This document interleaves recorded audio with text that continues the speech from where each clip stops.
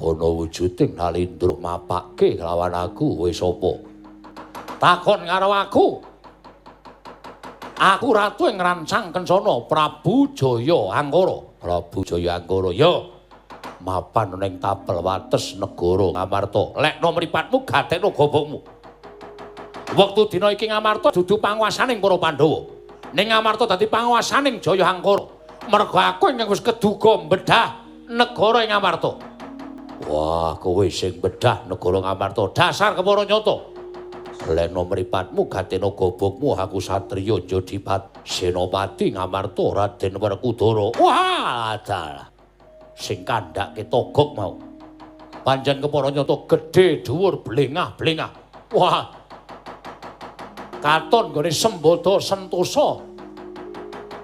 Apa Werkudara jaluk negaraku. Kowe lan duwe kewajiban ngrengkuh negaraku, kuwi negaraku, bumi kelahiranku kudu tak jaluk. Sapa sing beda? Sapa sing arep geger? Gawe geger bumi kelahiranku ya negaraku Ngamarta. Rawe-rawe rantas malang-malang bakal tak putuk. Kowe arep ngrebut negaramu ya. Kowe arep njaluk negaramu. Arep gagah gedhe dhuwur. Arep kowe godhek kok sembar jojo. Ning aku ora wedi karo kowe. Ayo. Matna sastra Jendrawata Raji Jaya kawisanmu.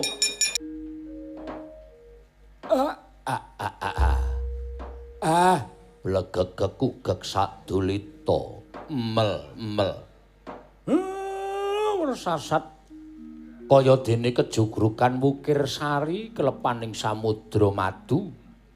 Dene amung sak sudung kula kemawon kok mboten kanthi kanyana-nyana kerawuhan sinuwun Prabu Puntadewa sak kadang kadeyan.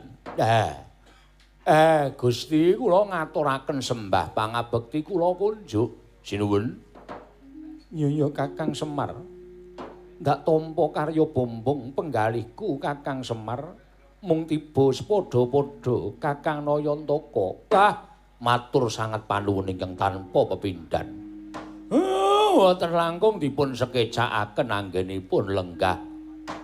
Niki namung padusunan mila sarwa kekirangan lan sarwa cumpen kawontenanipun boten kados menawi lenggah wonten ing kraton utawi wonten ing negari.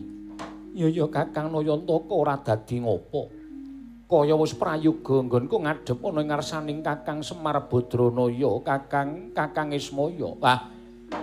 Aturaken panuwun ingkang tanpa pepindhan. Ndara Werkudara, bekti kula katur nggih, Den. Wah. Dipul ya tak tampa tiba sepadha-padha. Prayogekaken anggenipun lenggah. Wis ora kurang prayoga nggonku mapan ana ing padukuhan Karang Kadempel Semar Badranaya. Ndara Janaka bekti kula, Den. Ya Kakang Semar ndak tampa. Tiba sepadha-padha Kakang Nayantaka. Nggih matur nuwun. Ndara pinten tangsen Ndara Nekula Sedewa bekti kula kunjuk. Ya Kakang Semar ndak tampa. Tiba sepadha-padha Kakang Nayantaka tak tampa karya bombong. Penggalihku Kakang Semar Badranaya. Matur suwun tanpa upami. Kula niki ajeng matur kowe kok magep-magep ngantos kandhek wonten ing tenggak. Krana manah kula trenyuh, Den. Manah kula niku kelara-lara ning boten kok perkara. Kula niku duwe lara ati kalih sampeyan babar pisan boten. Kelara-lara ning ati kula niku kula gumun. Jagat sing wis kebegan wong angkara, donya sing wis kebak wong candala. Ning tinemune tesih enten wong sing becik, tesih enten wong apik. Napa sebabe kula matur wong apik, apa jalarane kula matur wong becik? Merga tesih wonten bendara-bendara ingkang kelingan kalih piyayi wong cilik kaya kula niki. Ngantos keraya-raya ninggal negari, nyaketi dhateng kawontenanipun Semar sak kulawarga. Matur genging panuwun ingkang tanpa pepindhan nggih, Gus. Kakang Semar ngemuti lampun Puntadewa sak kadang tan bisa lenggah dampar keprabone Ngamarta tanpa pangenyengku nyunging Kakang Nayantaka. Mula wis sak mestine lampun kala mangsa Puntadewa kudu tedhak nyaketi kelawan kahananing Kakang Nayantaka lan para kawula sak padukuhan Karang Kadempel kene. Ingkang pranyata kebawah keperintah negara ing Ngamarta Kakang Semar. Matur nuwun ingkang tanpa pepindhan, Gus. Sasampunipun lenggah ingkang langkung sekeca keparenga kula ajeng nyuwun dawuh. Enten apa?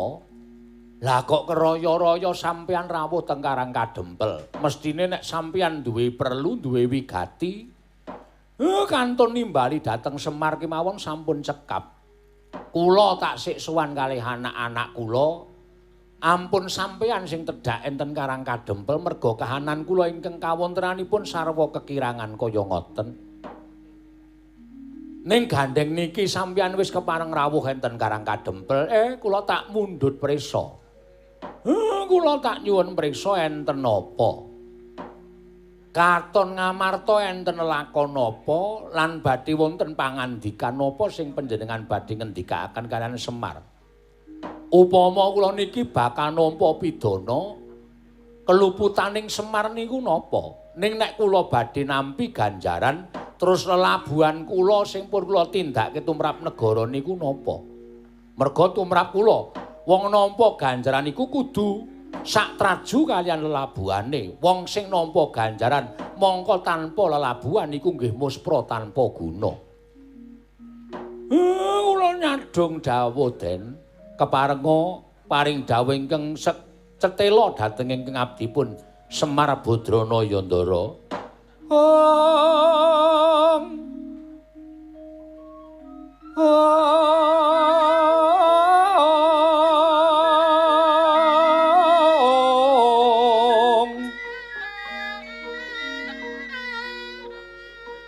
Punapa ta mirah ingsun prihatin waspagong mijil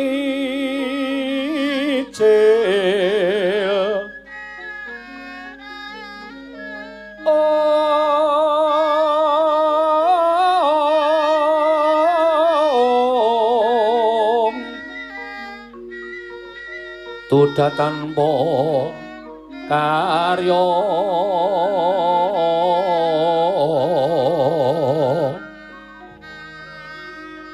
sangkang rinemekan Gusti gelong rino sak sekarnya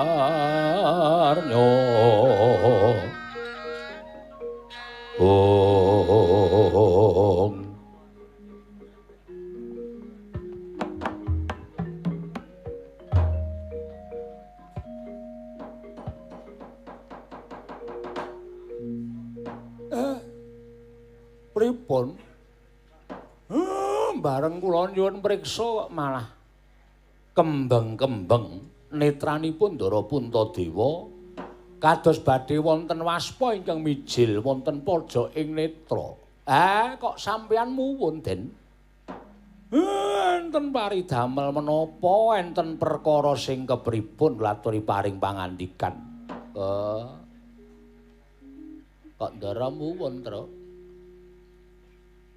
Didangu karo bapak nyuwun priksa kok malah netrane kaca-kaca kaya ngono. Apa ya, Gong? Telat wedange paling. Iki Nalendra ora mbutuhke wedang. Nek ra daya kae ora mbutuhke unjukan. Ndara Puntadewa muwun iki mesti ana perkara gedhe ora perkara-perkara kaya ngono tok mongke ku ya ora. Tru? Sona tekeke digusah, Tru. Wis takon, tak ingu jare larang. Kowe payah kaya ngono kaya arep apa jenenge iki? Arep blokir. Kuwi apa iki omong apa ora ana apa kok diblokir. Enten apa, Den? Kok sampeyan kok muwun Kakang Semar? Saka pangarasaku nggonku suwan marang Kakang Nayantaka dina iki mung bakal pasrah bongkokan, Kakang. Pasrah bongkokan pripun? Kakang Nayantaka Pruhanira. Kahanan negara Ngamarta saya suwe saya ora karu-karuan. Kanan Ngamarta saya suwe kawulane saya nungsang puyang nggodel bingung sak geleme dhewe. Wis padha adoh saka pernatan negara, wis padha ora melu marang pranatan hukum. Bebasan kaya dene wujuding gajah ingkang padha kelangan srati padha numbuk bentus saka karepe dhewe Kakang Semar. Akeh kang padha ora percaya marang adeking Puntadewa, akeh kang padha nyuraki kelawan Puntadewa. Sinenggo aku sawijining ratu ingkang ora bisa pengayoman tumrap para kawula. Kang mangkono tumuli tumular marang sak pepadane, mula akeh keklumpukaning kawula ning Praja Ngamarta ingkang padha ngrasani, ingkang padha nyacat marang kalalindraning Puntadewa.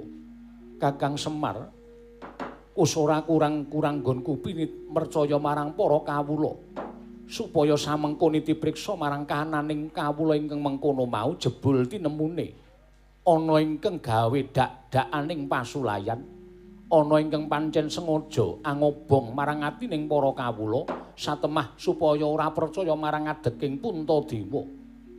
Kanthi cara mengkono alon-alon padha duwe niat bakal nglengserake Puntadewa saka kedaton negara ing Amarta. Kakang Nayantaka, kawula ingkang kaya mengkono mau tumrap Puntadewa saya suwe saya mbebayani. Lamun ta ora tinambak, sayekti bakal munggah ngembet marang kalindraning nata ing Amarta Prabu Darmakusuma. Kakang Semar, gandeng Puntadewa percaya Kakang Nayantaka kuwi minangka dadi pamonging para Pandhawa. Alapa yen ta Puntadewa sakadang tumuli nyuwun pepadang tumraping Kakang Nayantaka sak ora-orane iguh pretikel. Mungguh apa ingkang kudu ndak tindakake supaya kahanan mau bali ayom tentrem nir ing sambikala. Uriping para kawula bali padha sayuk rukun matsinamatan daya dinayan mujudake negara ingkang adil warata tias bagya mulya. Kakang Semar, wah Dipol, apa yang dikendikake dening barep kakangku iki pancen kepara nyata. Aku dhewe ingkang nitipriksa saking para kawula jebul tinemune kabeh ora kabeh para kawula padha sengit marang adeking Puntadewa, nanging pranyata mung akeh sing padha melu nglincipi marang carang bapak, nglincipi sing ati ngandaka adu kono adu kene. Pekasan kawula padha tipis kapercayane marang Nalindra ing Amarta. Nganti bingung nggonku milahake endi ingkang dadi ruwang, endi ingkang dadi mungsuh. Kabeh padha api-api dadi kanca nanging sak temene bakal mentala ngrubuhake Puntadewa. Mula kang sangka kuwi aku njaluk pituduhing Semar Badranaya minangka dadi pamonging para Pandhawa supaya kahanan iki ndang padhang. Kakang Semar, nadyan satriyaning praja ing wis dadi kewajibaning Janaka wae kaya wis ora duwe kekuatan tumrap nggone nambak marang para kawula. Mula kang sangka kuwi Kakang Nayantaka sithik pengendikaning Kakang Semar sayekti bakal aweh pepadhang tumraping para Pandhawa ngosning asta bawat peperintah negara ing Amarta. Kakang Badranaya, Handra ingkang puspita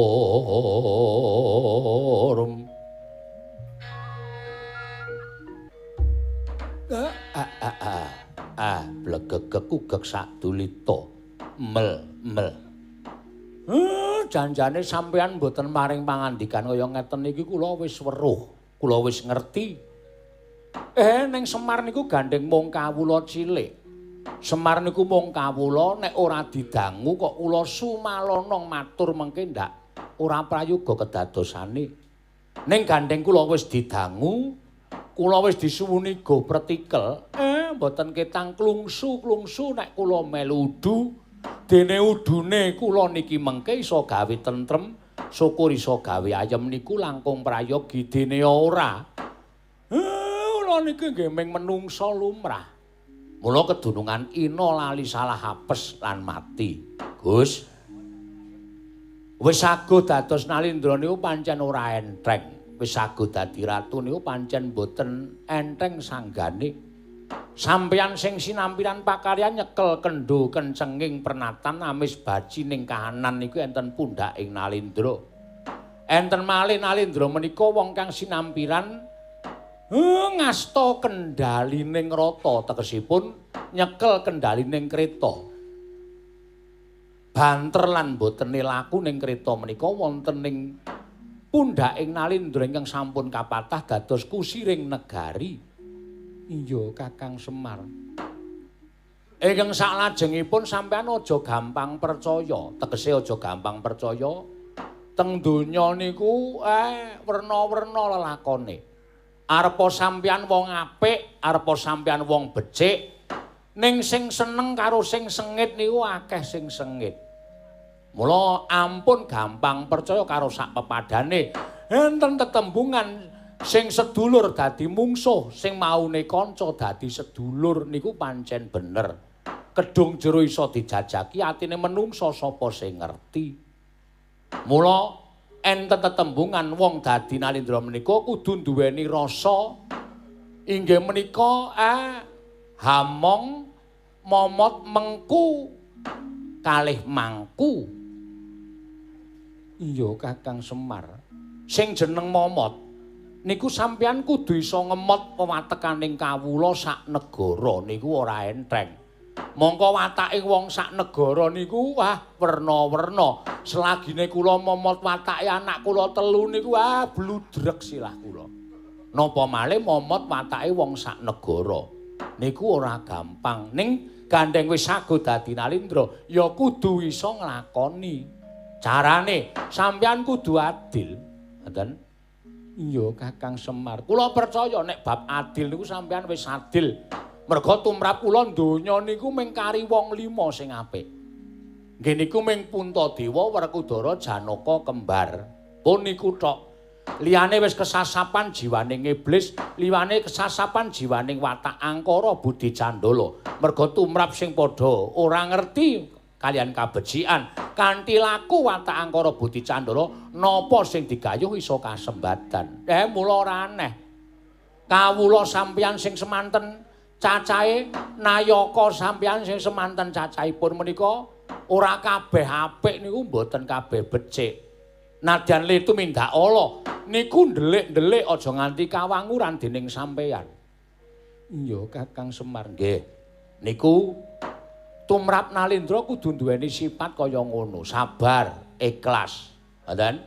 Aja gampang percaya niki sing kudu wajib cekeli jaman sakmangke aja gampang percaya. Merga akeh sing nalika semanten do karo sampeyan kaya yak-yak kepengin junjung sampeyan, ngegungaken asmaning sampeyan. Ning suwe terus nika mboten kok lahir batin do gedeng karo sampeyan. Ning merga digosoki karo wong sing kurang tanggung jawab, karo wong sing sengit karo sampeyan, karo wong sing kepengin sampeyan niku ora dadi Nalindra teng negara Ngamarta. Mula terus piye carane nggone nggosoki para kawula supaya do ora percaya karo sampeyan.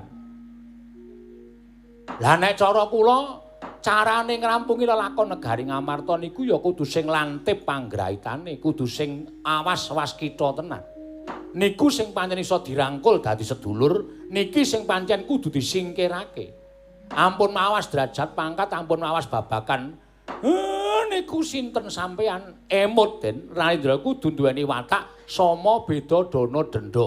Lire ora mbau karo kapine. Nadan iku kulawarga, nadan iku sanak sedulur, nadan iku rowang kanca. Nek pancen luput tumrap negara ya kudu pinatrapan denda sak bobot, pinatrapan paukuman ingkang sak murwat. Ning arepa niku wong liya kawula cilik, nek labuh negara ya diparingi ganjaran ingkang sak murwat. Niku carane supaya sampeyan niku ketok nggone dadi Nalindra sing adil para marta. Mongko racak-racake do ora iso nglakoni kaya ngoten niku. Racak-racake do ora iso nglakoni kaya sing kula kandhake. Ning nek upama sampeyan iso nglakoni niku niku apik banget. Niku becik banget. Iya Kakang Semar. Lajeng napa sing pun kula aturake sekawit, Den? Ngrampungi perkawis negari Ngamarta menika sampeyan kudu tanggap ing sasmita, kudu lantip panggraitane, kudu awas wasis paningalih. Iya Kakang Semar. Merga saniki kathah sing memba-memba dadi kanca ning jane ajeng jegal niku pirang-pirang. Sing etok-etok dari sedulur ning jane ajeng nubruk sampean saking wingking. Waduh. Apa kuwi Pak? Menika medali beragam. Basa Indonesia tak jawake. Wis nusuk saka mburi ngono. Weh.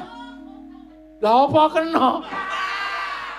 Kudu tresna asih kalian para kawula. Sampeyan len duwe sifat tansah nyaketi kawula enten Karang Pradisan, enten pagunungan, pendak-pendak rawuh mriku nuweni gumreguting para kawula, nuweni jumangkaing para kawula niku ampun manglongi, ampun mangkendhoni. Merga ngeten, napa sing mangtindake niku pancen wis pas, Ndara, wis pas. Kawula ora butuh dibiyuki dhuwit, kawula ora butuh diwenehi apa-apa, ning kawula butuh diranggeh atine, dilus rasane, carane dicedhaki, ditekani, dirangkul niku sampeyan mungkur niku rasane kawula niku wis ora karu-karuan. Ning nek sampeyan dadi ratu, ora tau nyaketi para kawula, ora tau nyaketi nyedhaki para kawula. Wah, saya adoh lete, saya ora percaya kawula kalih sampeyan. Iya, Kakang Semar ngestu padha. Nggih. Mboten namung sampeyan ning Ndara Werkudara barang niku nggih. Satriyaning praja ya kudu duwe sifat kaya Nalendra merga dadi pengayoming para kawula, diayomi. Nek sing pancen bekti karo negara diayomi, nek sing pancen kena dijak rukun, kena dijak apik diayomi. Nek pancen wis wegah nampa wewarah, nampik pitutur becik, wong kaya ngoten niku ora wajib mapang ten negara Ngamarta. Cilik kudu disingkirake, gedhe kudu nampa paukuman. Ngoten. Merga nek sampeyan niku duwe rasa welas asih sing kebangetan niku ya ora apik. Pendak-pendak areng ngukum karo wong sing nandang luput mongko duwe rasa welas asih. Lah mangke dibolan baleni ora rampung-rampung. Aku tumindak ngene wae ora dihukum, aku tumindak ngono sesuk tak baleni yo mestine bakal entuk pangapura. Niku ora prayoga. Iya Kakang Semar. Nggih. Mula sampeyan ora usah kuwatir bab negara Ngamarta niku sampeyan mboten usah kuwatir pun to pitados. Pedhut ingkang tumama dhateng negari Ngamarta menika bakal sumilak. Waton sampeyan ya kudu tetep dhateng sipating Nalendra. Kudu ndawahke pidana dhateng ingkang lepat, kudu ndawahke ganjaran dhateng ingkang leres. Napa-napa perkawis kedadipun rembak sarana bedamen tegesipun dipun rembak sarana sae. Ewadene dipun rembak sarana sae mboten saged. Lah niku wenang sampeyan kudu ndawahake purba wasisaning Nalendra niku wenang sampeyan. Iya Kakang Semar. Apa kang dadi ngendi kamu bakal ndak estokake Kakang Nayantaka? Ha syukur, syukur. Tur siji melih. Siji melih ten. Percaya kalih kula. Napa sing dumadi teng negara Ngamarta niku dudu kareping para kawula mboten. Dudu kareping para kawula sanes. Kawula le ora percaya karo sampeyan niku mboten karepe kawula dhewe lahir batin dudu ning pancen niku enten menungsa sing nggosoki para kawula, menungsa sing ngurupke atine para kawula, nyebar pawarta sing ora nyata, wekasan sami mboten pitados kalih sampeyan. Lah wong-wong sing kaya niku sing kudu dicekel, niku sing ngobak-obak katentreman negari Ngamarta, niku sing gawe kisruh katentreman negari Ngamarta, niku sing bebutek banyu bening kanan negari Ngamarta. Nek mboten dicekel, mboten dihukum, wong-wong niku bakal ndrebala. Wong-wong niku saya akeh. Saya nyebar wisa teng negara Ngamarta, wekasan Ngamarta niku mboten iso tentrem selawase, Ndara. Ratune Ratu Tama Pati-pati linu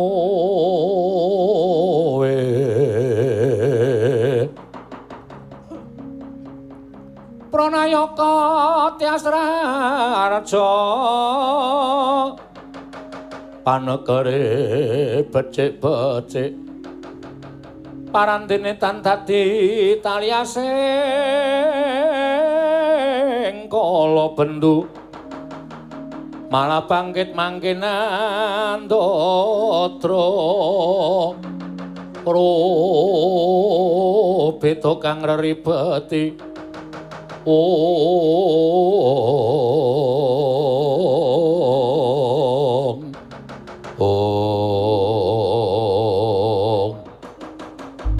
dereng ngantos paripurna Mbal Wacana.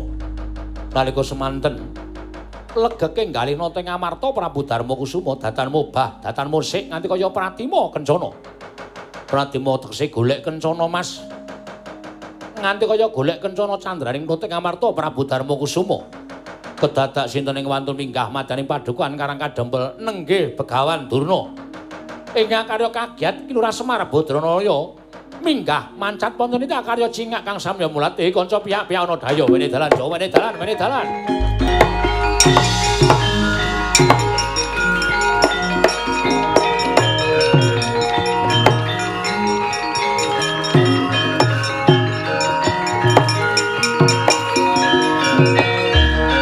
Turnaina panalingan loro majaring ratri lenenggak jangkanira kapisananing prang Bratayuda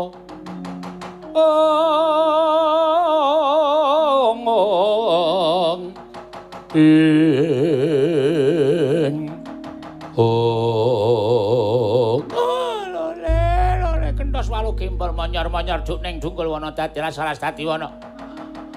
Semar aja kaget aku ingkang sowan ning Karang Kadempel ya Semar.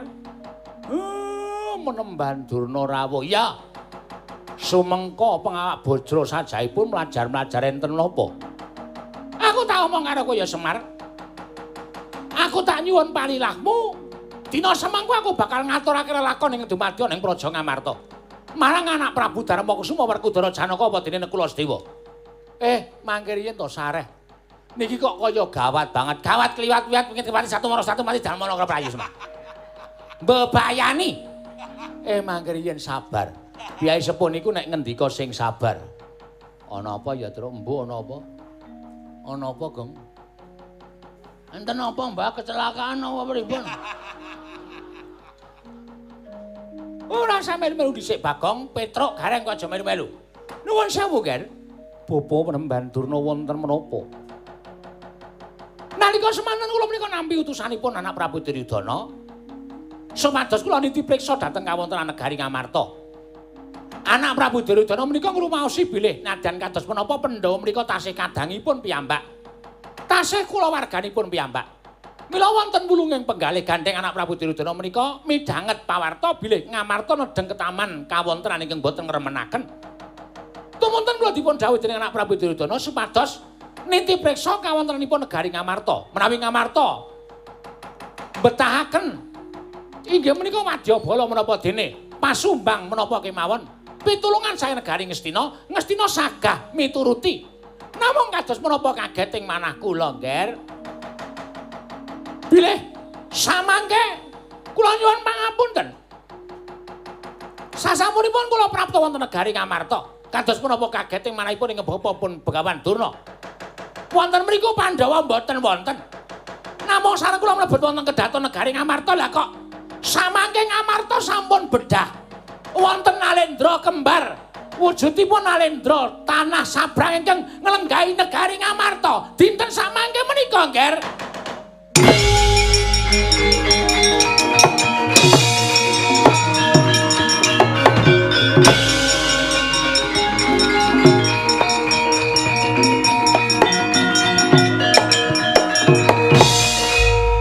Bapa Penemban Durna menapa ing sampun maduka ngendikaken menika menapa kepara saesti. Kula menika pendhita lho, Ger. Kula menika mboten ate goro.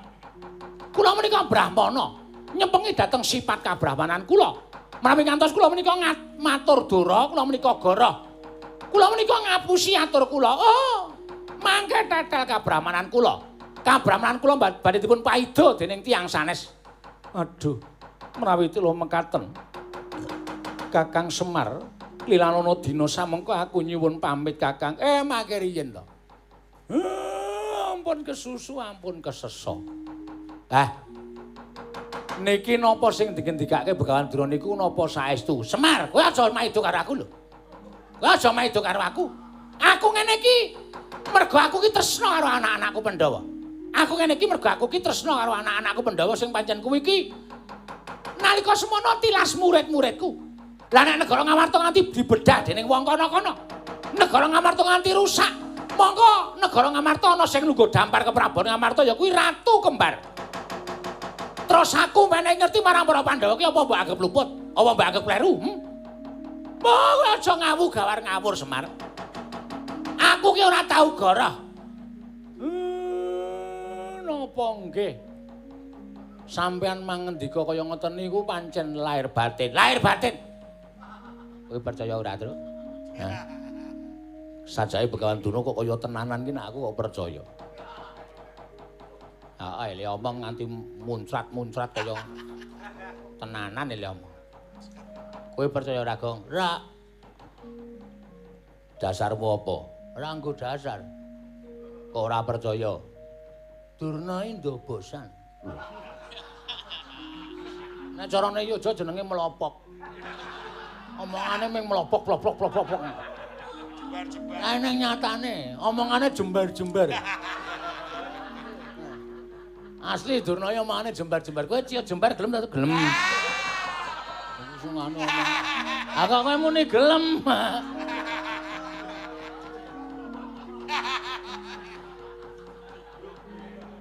Sajake Begawan Durna iki nyata. Nyata to, Le. Mula kang sangka kuwi napa sing sampean karepke kula mung kantun derek. Anak Prabu Puntadewa tak derekke. Supaya dina samengko budal ana Praja Ngamarta. Aja nganti Ngamarta dijeki dening Nalendra Sabrang ki mau Semar. Nek pancen ngoten kula namung derek. Oh, monggo ngger kula derekaken. Wangsul dhateng negari Ngamarta. Mrene ngantos paduka mboten lenggah dampar negari Ngamarta menika mangke negari Ngamarta dipun jeki dhateng tiyang sanes ngger. Monggo pupu penemban kula derekaken.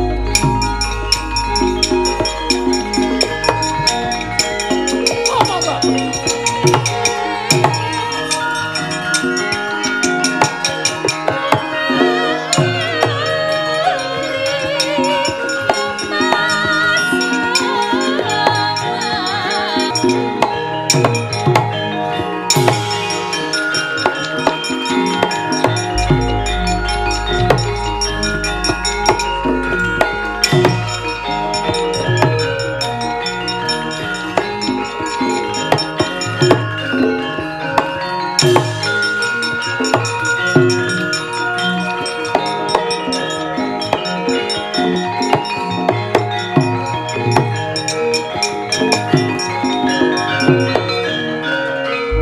Den mrayena semuriris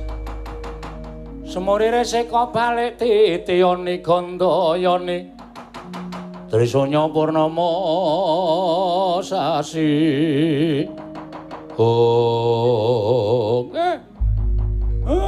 sing sepuh mungkur kok sik nom-nom doting jredul Bapak war nendi kek sinten Bapa Werkudara mau dawuh karo anak-anak kon nderekke tekan Karang Kadempel kok tindak tanpa taliwara mongko le mlaku banter banget sajake matekaji Bandung Bondowoso wungkal bener kebat kaya kilat kesit kaya tatit nganti ora kasat netra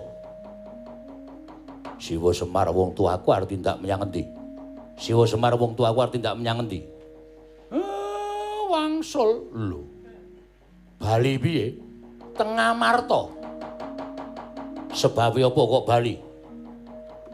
Kerane mati. Kono minggat kono. Senengane kok bahasane iki ora mutu ngono lho. Iki ki perembug wigati kok kerane nggo nyemprot raimu iki piye? Rasa emosi. Kowe nek kalah ndagel rasa emosi. Butuh aku. Aku nek gelem lucu wae. Waton nyelekop pokoke. Sebabe apa kek? Begawan Durna mriki. Lho, Eyang Durna mrene nggih.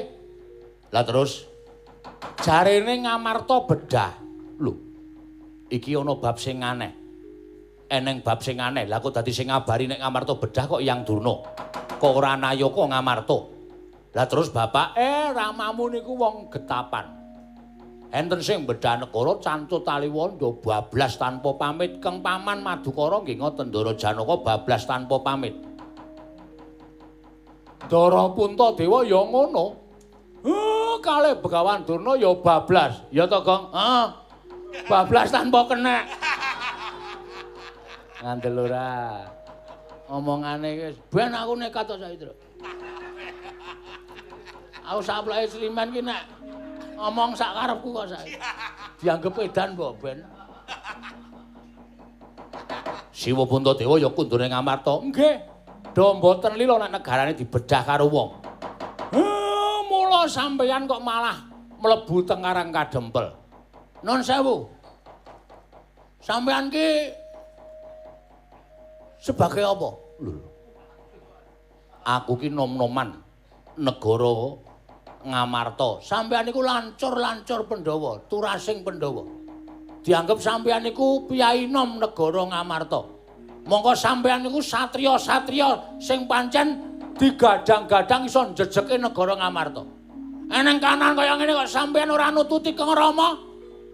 Kudune ramamu rasa tumandang karya, ning sampeyan sing tumandang karya. Ngoten.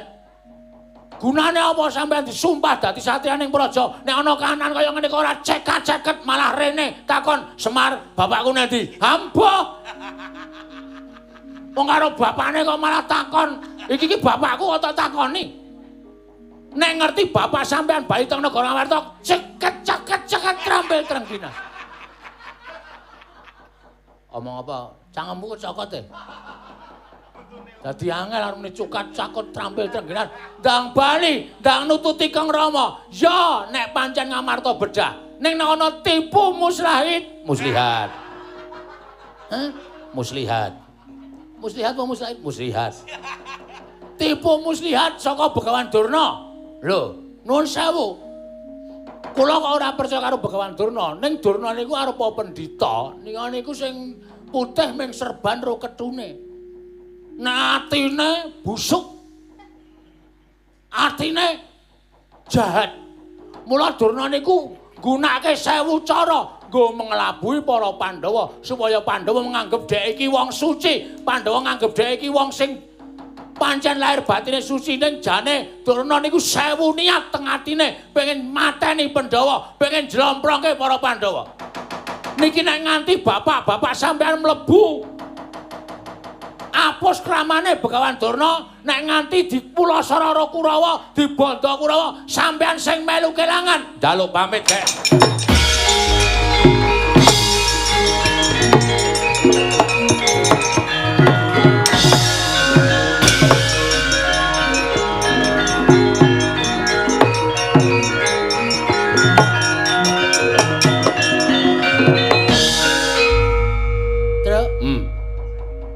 Sekali-sekali kowe nek lunga karo aku padha ndara Garukaca ndara Antarjaya, Tru. Piye maksude? Aku mabur kowe ambles. Fokus sing mabur aku sing ambles. Ora iso kae iki wis kompak kok. Ndara Antasena kuwi pasukan laut. Ndara Garukaca ki pasukan udara. Ndara Antarjaya ki pasukan darat. Kowe karo aku? Aku karo aku ki ming kere, pasukan kere. Ya. Ha iya wong ming kawula cilik kok. Nala Gareng Petro Bagong kowe melu mlayu wae. Nendi senengane gawe kesel wong. Kowe iki abdi. Lha. Ndaramu kae deloken tontonen lakon apa sing dumadi ning negara Ngamarta. Aku saiki tak takon, kowe arep ngopo? Aku wong tua arep slonjor. Weh, kok wangon kaya ngono kuwi. Anake kon mlayu-mlayu tekan negara Ngamarta ndelok kahanan kok sing tuwa arep slonjor. Aku wong tuwa ndak kesel, tak mikir wae. Sing tumandang sing enom-enom. Angke ngestakaken dawuh ya, Tru ya. Yo. Yo Gong yo. Yo. Nek ana apa-apa dhewe ya wajib melu-melu mergo dhewe iki kawula. Ning awake dhewe rumangsa diayomi karo Ndara Pandhawa. Awake dhewe yo ngabekti karo Ndara Pandhawa, Ndara Pandhawa yo nggatekke karo awake dhewe, mulak dhewe wajib mbela. Wajib kuwi. Ha iki negarane awake dhewe. Ha iya. Nek ana sing arep gawe kisruh, arep gawe geger ming perkara bab sing sepele, ming perkara bab sing sepele digedhek-gedhekke kowe karo aku wajib mbela, Tru. Heeh. Aja nganti gampang digosoki. Iya, menyang yo. Ayo. Nyun pamit, Pak. Ngati-ati aja kaya bocah cilik.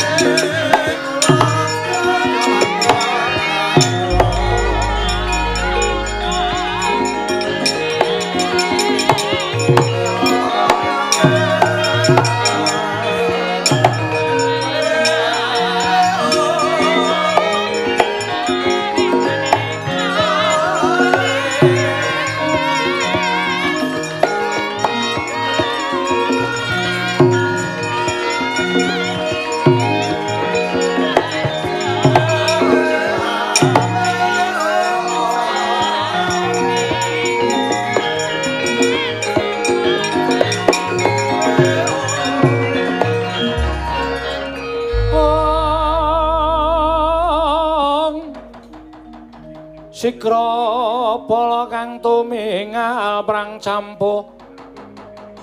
campo samya medali lernatet wileting kota danyangkung manguncang niti benjang sangaji micil atinya ngedali wuwus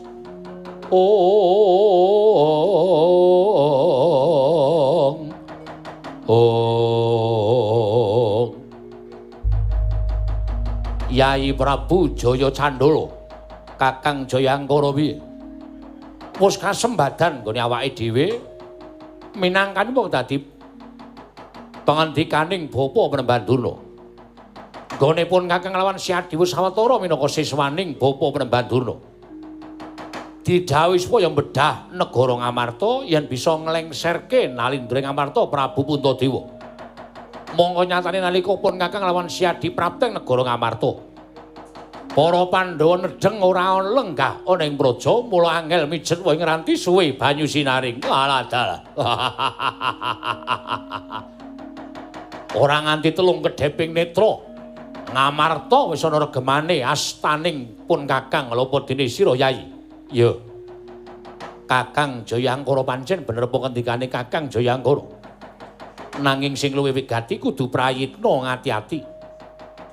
Amarga Pandhawa yen to nganti krungu negarane dijeki dening aku apa dene pun Kakang Jayangkara, mestine ora bakal trima, mesti runtik atine para Pandhawa. Aja nganti mingko lawan kahanan.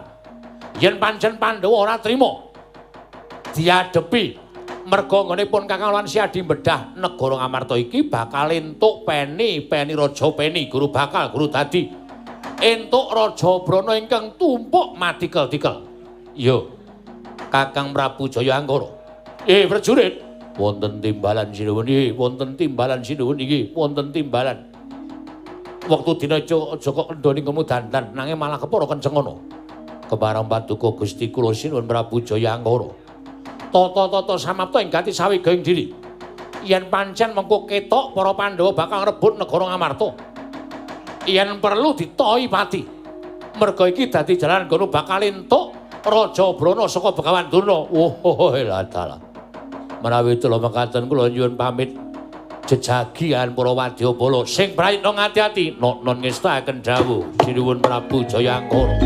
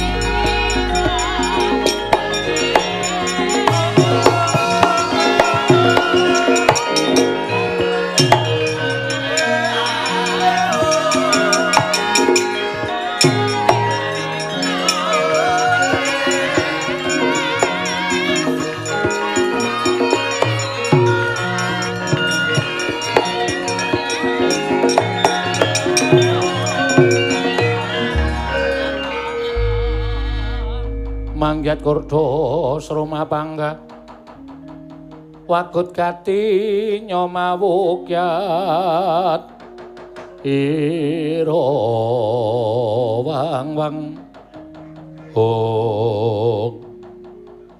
Tokok wonten dawuh kowe nadyan abdi nang ibarate kaya dene wis wareg mangan gempalaning jagat legiasi ning kahanan kowe wong pengalaman nggih kowe wong tuwa wis weruh ngendi-endi papan. Nggih. Wis weruh Ngamarta, Gop. Lah ampun. Apal kalih negara Ngamarta. Wektu dina iki aku didhawuhi dening guruku ya kuwi Bapa Begawan Durna. Supaya ngrabasing negara Ngamarta, mongko Ngamarta nalika semana ditinggal dening para Pandhawa. Dina samengko Pandhawa utawa Ngamarta wis bedah. Aku wis nguasani negara Ngamarta. Mangger yen. Kok dadi sampeyan iso nguasani negara Ngamarta, Ngamarta pun bedah niku Pandhawa napa mboten runtik penggalihe. Ngerti yo? Yen Pandhawa ora mapan ana ing Praja Ngamarta, wektu dina iki nedheng lunga saka negara Ngamarta. Mbuh menyang endi? Mula nggunakake kalodhangan iki Ngamarta tak bedah dadi panguwasaning Jaya Angkara lan adiku Jaya Candala. Oh.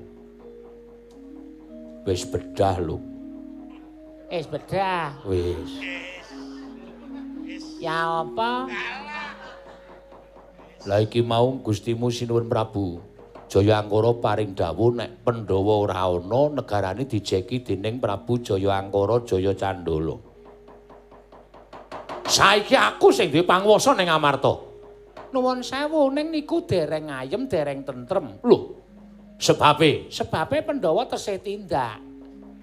Mengke nek Pandhawa kondur ngerti negarane dinggoni wong liya, wah niku nesune ora karu-karuan. Monggo sampean ngerti napa mboten Pandhawa niku? Pandhawa iki piye? Pandhawa niku 5. Ngoten, Pandhawa niku 5 gangsal sedaya. Piye lek ngomong mau? Pandhawa niku 5 gangsal sedaya. Kuwi padha wae.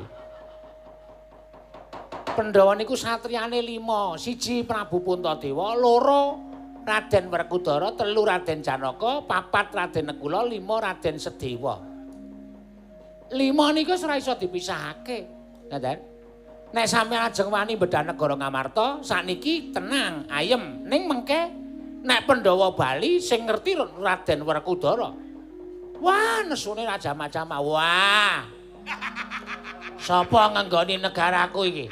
Ida mecedel. Niku. Loh. Kok ngidak iki? Lho, Werkudara niku agenge ping pindhone sampeyan. Niku gagah pideksa Godhek wok simbar jaja. niku Raden Werkudara.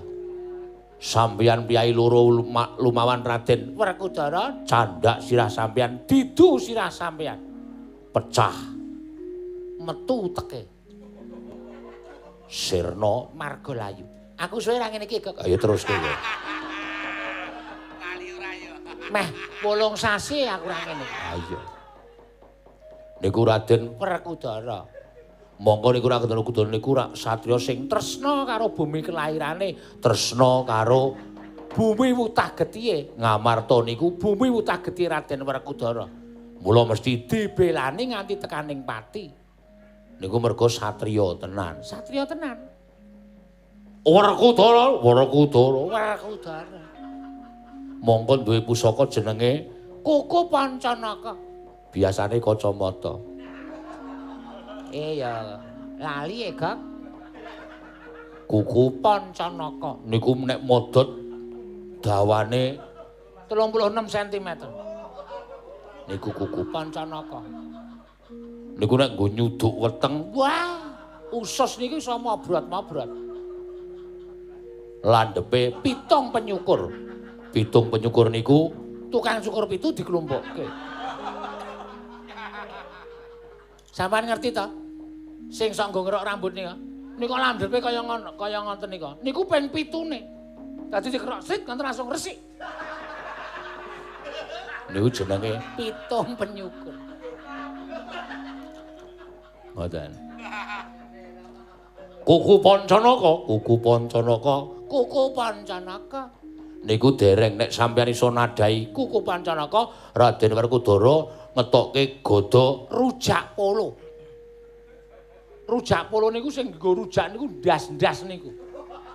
ndase sapa? Ndasmu. Oh, cangkeme. Wingi mata saiki ndas. Mestaka sampean. Niku Gada rujak polo niku gedene nek dideke iso ngiyupi sawah 2 hektar.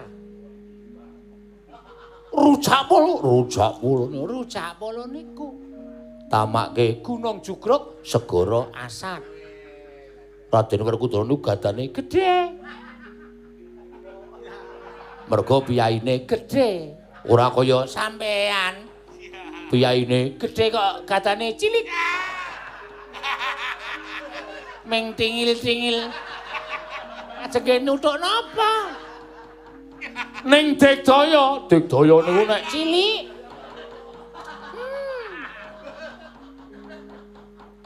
Niku Raden Werkudara. teruske ora. Teruske kok aku seneng. Ya. Durung nek Raden Janaka. satriya Bagus tanpa cocot cacat. Guwaya teja, pengawak tirta, Pamulu jenar, kaya kencana, sinang. ling. Niki arep ngenten iki Angel lho. Tenan. niku lananging Jagat lancuring bawana. bagus-baguse wong sak donya niku Dipek Janaka kabeh. separo donya niku baguse Dipek Janaka, sing separo didum wong sak jagat. Kula karo Togog entuk ting pecotot kaya ngeten iki. ngoten. Niku Raden Janaka duweni pusaka pirang-pirang sak keranjang. Sampeyan duwe sak keranjang tela, ah. Nggo ngapa? niku Raden Janaka. Werkudara Janaka tak pateni. Nuwun sewu le ajeng mateni Janaka niku Pripun? Kula tak takon. Yai Jaya Candala wonten dawuh. Kae sing guyuke dupakan cangkeme. Ngece karo aku. Aku li omongke mau kok guyune saiki. Mlengaten panjenengan siswanipun sak lontong. Ah, ora.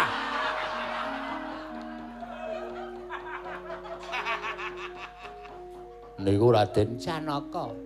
Jopi kula tak nyuwun priksa. Janaka ajeng mangpateni cara pripun? Janaka tak pateni tak pendhem. Dewaning bumi niku Maratuwane Janaka. dewa sing ngreksa bumi niku Maratuwane Janaka. Janaka Mati dipendhem. duripke maratuwane. Janaka tak pati tak obong. Bathara Brahma niku dewaning geni niku Maratuwane Janaka. Janaka dipateni Diobong duripke karo maratuwane. tak cemplungke segara. Dewaning segara niku Maratuwane Janaka. Janaka pateni cemplungke segara. Duripke nelayan. Maratuwane. Maratuwane.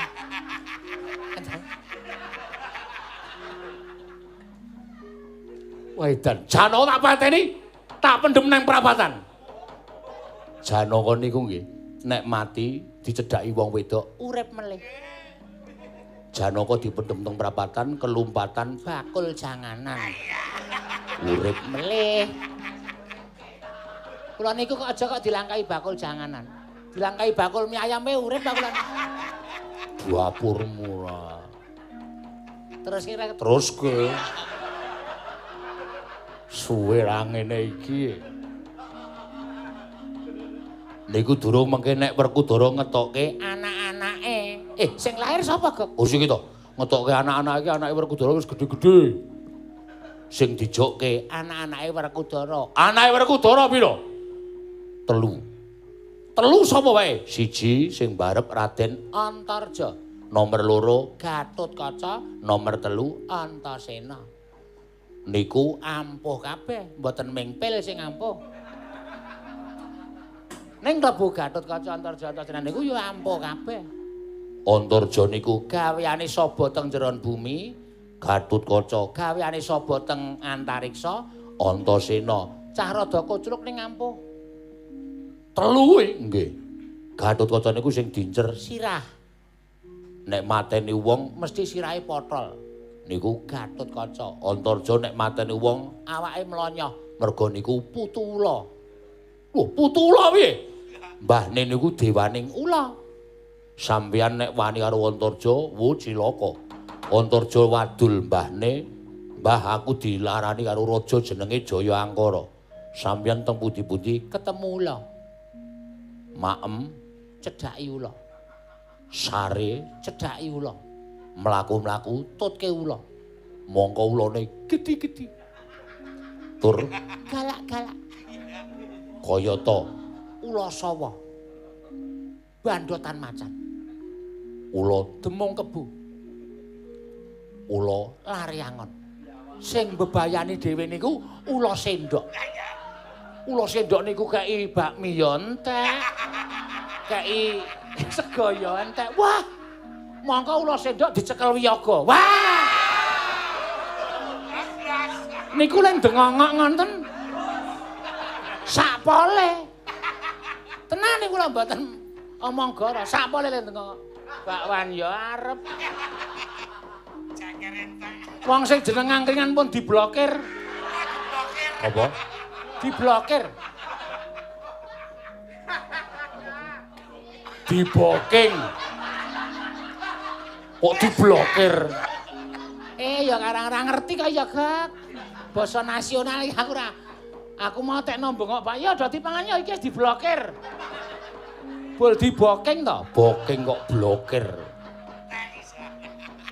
Niku ora nganti 15 menit kok, Den.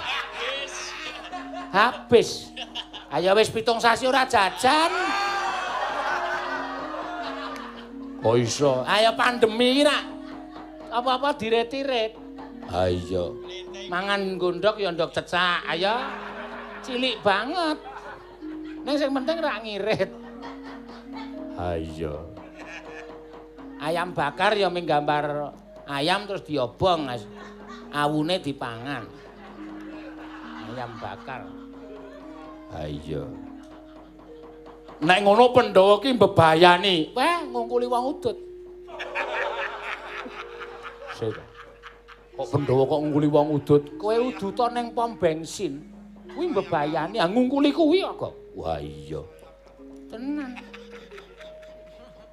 Nek kira-kira aku wong loro iki menang ora karo Pandhawa, utamane Werkudara Janaka. Merga sing jeneng Saka gurune Pandhawa niku mung piyai loro. Nek Prabu Puntadewa niku ora tau perang, ora tau ngopo-ngopo, dolane ning ping Indomaret. Niku Prabu Puntadewa. Niku senenge blonjo. Tuku tisu. Tuku kapas. Prabu Puntadewa kok tuku kapas ki argo ngopo? Nggo nutupi matamu. Tak plintek ndasmu lho lho. Omongane kok saya sak penake dhewe. Niku. Ah nek sing ampuh niku Raden Werkudara. ning nek sak ngerti kula lho. Sak ngerti kula lho. Kula niku wis pentas nogok niku. Wah, peng akeh banget. Niku nek ngetutke ratu kaya sampeyan niku glelenge gayane ming sore. Mengke jam 3 mati. Lho. Apa iya? Biasane ngoten. Nek sampean dereng mati wayange ora bubar. Lung, Ngapa? nek omong sing apik iki senengane ngawur ya kuwi. Ah iya. Arep tak jajal. Dituku lho. Gah kula ning jajal. Ledek. Ming jereng dijajal. Ayo ora payu kaya. Aku ora guneman karo kowe, Lung. Ora kuno aja wis. Ora melu ya ora apa-apa. Padake sing piye iki ming kowe tok apa? Ya ora ngono, Lung. Kowe iso jajan kira mergo melu sinuwun. Kowe iso ukur bathik kira mergo melu sinuwun kok. Kok senengane kaya ngono. Aku ngematke ora, Gok. Iki lho. Iket kowe nganti tak cet. Mergo juragane pokoke kabeh seragame abang. Aku ora duwe seragam abang. Iket putih tak cet abang. Gonteng.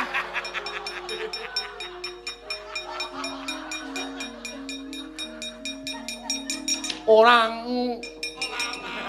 napa. Ora ngopeni gunemu. Yai Prabu, ayo budal pethuke para Pandhawa. Monggo, Kakang tak dherekake Kakang Prabu Jayanggara.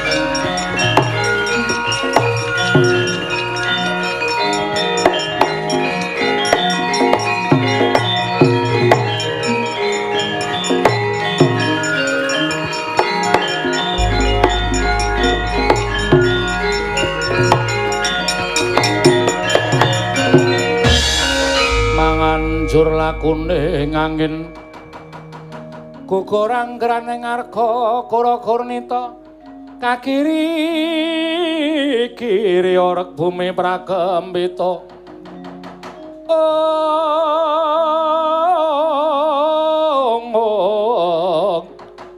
orek bumi prakembita pagula mangamba-amba